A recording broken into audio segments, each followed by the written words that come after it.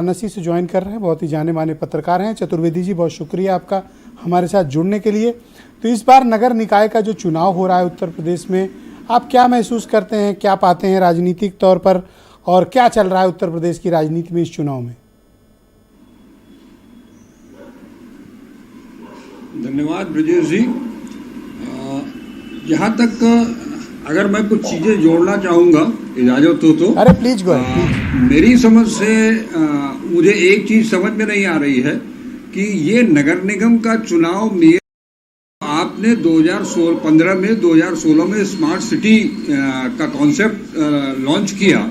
उस smart city में नगर निगम के मेयर और पार्षदों का कोई वजूद ही नहीं रह गया है, जिसमें कमिश्नर इसका अध्यक्ष होता है, म्युनिसिपल कमिश्नर उसका सचिव होता है और एक परियोजना प्रबंधक को ले आते हैं। यहाँ तक कि मेयर को भी केवल एक सामान्य सदस्य की तौर पर वहां पर रखा गया है, उसकी कोई वॉइस नहीं है। एक चीज। दूसरी चीज, आपको शायद मालूम होगा कि बनारस पूरे देश का इकलौता नगर निगम है जिसके पास अपने अधिवेशन के लिए कोई सदन सभागार नहीं है। पिछले चुनाव के पहले ही वो सदन का सभागार गिरा दिया गया एक कन्वेंशन सेंटर बनाने के लिए। उसके बाद से 5 साल तक उसका कोई नाम नहीं लिया गया, और हालत ये रही कि जो नगर निगम अधिनियम के तहत जो बैठकों, सदन की बैठक और कार्यकारिणी की बैठक का जो शेड्यूल है, वो भी मानक के अनुरूप पूरा कभी नहीं हो सका। आलम यह है कि 2021 के बाद से सदन की कोई बैठक नहीं हुई, कार्यकारिणी की कोई बैठक नहीं हुई। एक चीज। दूसरा, आपने स्मार्ट सिटी का कॉन्सेप्ट लागू किया। आपको पता होना चाहिए, शायद सबसे प्रदूषित शहरों में बनारस की गिनती होती है।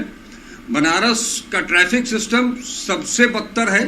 100 मीटर अगर आप कार से चल रहे हैं, 100 मीटर की दूरी तय करने के लिए आपको कम से कम आधे घंटे लगेंगे। इस तरफ किसी का हम लोग तो सुनते हैं लखनऊ दिल्ली में कि वाराणसी एकदम बदल गया है, कायाकल्प हो गया है, बहुत बेहतरीन हो गया है, स्मार्ट सिटी हो गया और सब कुछ बहुत अच्छा है। आप तो एकदम उल्टी तस्वीर बता रहे हैं। जी सर, आपको बहुत सारी रंगीन तस्वीरें दिखाई देंगी जो चाइनीज झालरों में लिपटी हुई दिखाई देंगी। हर बात का एक जवाब होता है। बाबतपुर से लेकर के शिवपुर तक की सड़क देख लीजिए, फ्लाईओवर्स देख लीजिए।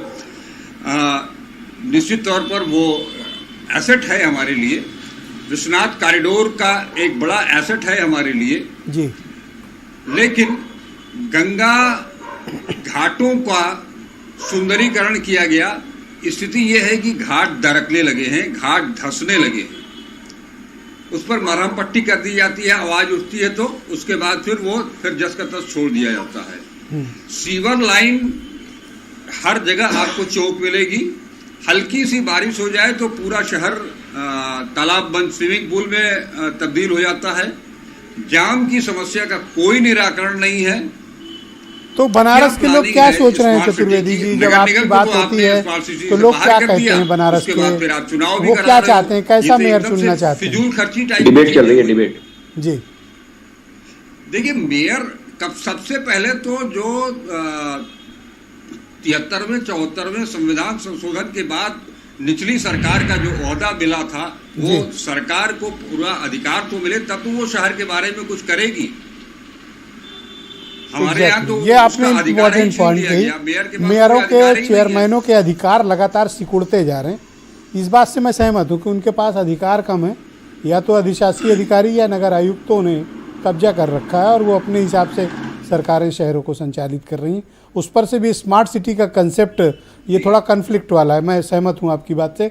वीरेंद्र सिंह जी हमारे स्टेट हेड इस कार्यक्रम में आ गए। वीरेंद्र जी, अब तो आज प्रचार